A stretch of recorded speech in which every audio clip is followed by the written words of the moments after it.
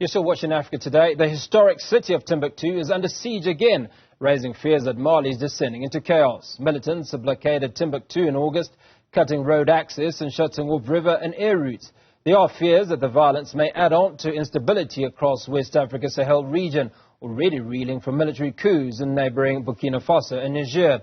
I'll discuss these developments with Ulf Laessing, who's the Konrad Adenauer Foundation. An old conflict breaking out again. It's between rebels, government forces and jihadists in the north of the country. There has been a UN peacekeeping force in place for the past 10 years, which kind of kept the conflict parties apart.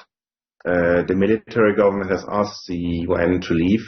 So, the army, jihadists and the rebels each one is trying to exploit this security vacuum. So with the UN troops having left the country, how are we likely to see this play out? There will be more instability, more fighting. This UN peacekeeping force has been widely criticized as being not very effective, but in reality, it wasn't so bad. They established a presence in the main cities in the north, provided many jobs, and replaced the non-existent state.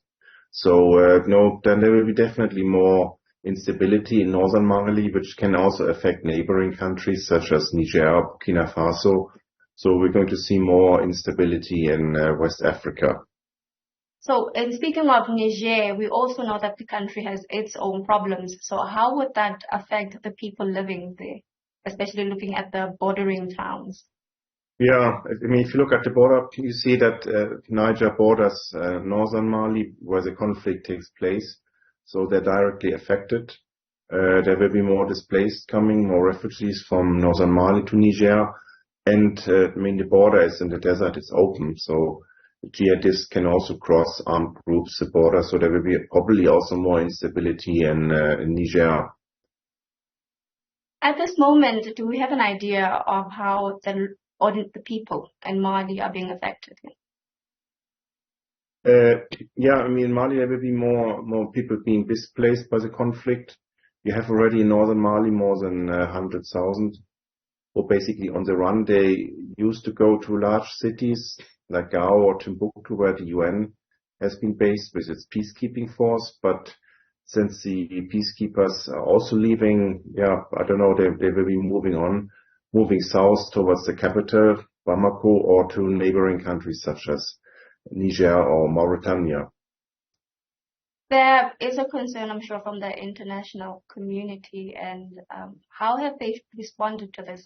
We know that the UN troops are out, but is there anything that the international community is doing to help Mali at this turning point? The international community would have loved to see the UN peacekeepers to stay longer. The government said they can handle the crisis on their own.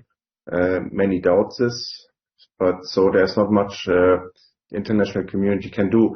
Mali has kind of allied itself with Russia, which has sent weapons and mercenaries for the military front, but there's little leverage or, Western or other African countries have in even the neighbors in Mali, which has a military government and wants to do its own thing, basically. Timbuktu, is there a case to be worried that the historic city might be destroyed this time around without the UN forces? The city is being under siege from jihadists.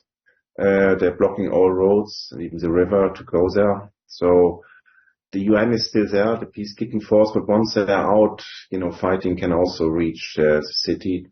The airport has already been shelled in recent weeks, so it looks not very good for the famous city Timbuktu. It was used to be a tourist hotspot, not so long ago, but now it's in the middle of a conflict zone.